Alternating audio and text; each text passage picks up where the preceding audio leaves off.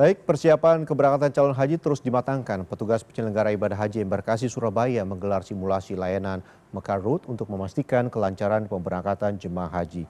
Tidak hanya itu, puluhan dokter muda disiapkan Balai Besar Kekarantinaan Kesehatan Surabaya untuk memastikan kondisi calon haji prima saat memasuki asrama haji embarkasi.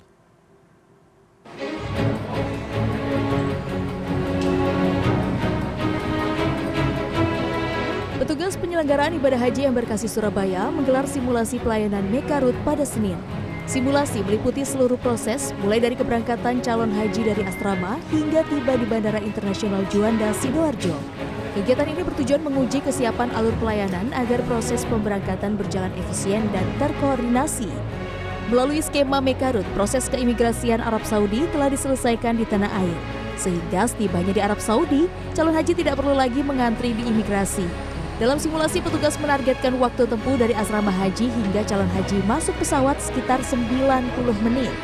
Target ini diharapkan menjaga ketepatan jadwal penerbangan dan memberikan kenyamanan bagi calon haji. Saya berharap nanti bahwa petugas kloter itu benar-benar mengikuti perintah dan instruksi dari seluruh kru yang ada, baik dari Saudi Air, kemudian dari migrasi, dari bea cukai, yang tentunya di sini ada juga koordinasi otoritas bandara, itu nanti bisa memberikan instruksi, mengikuti instruksi yang sudah disampaikan kepada para jamaah atau kepada petugas. PPIH Embarkasi Surabaya berharap seluruh petugas memahami tugas dan prosedur masing-masing, sehingga proses pemberangkatan calon haji dapat berjalan aman, tertib, dan tepat waktu.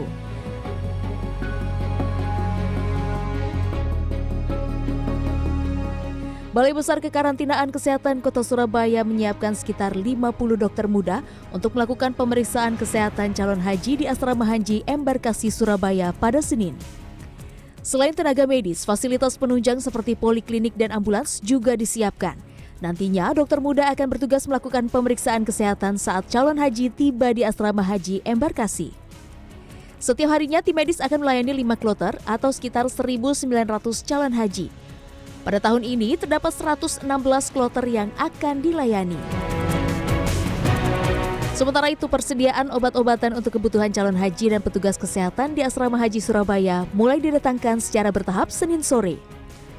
Obat-obat yang didatangkan terdiri dari beberapa paket, yaitu paket khusus untuk calon haji, paket untuk tenaga kesehatan yang bertugas di setiap kelompok terbang atau kloter, serta obat-obatan yang disediakan untuk pelayanan klinik kesehatan yang berada di lingkungan embarkasi.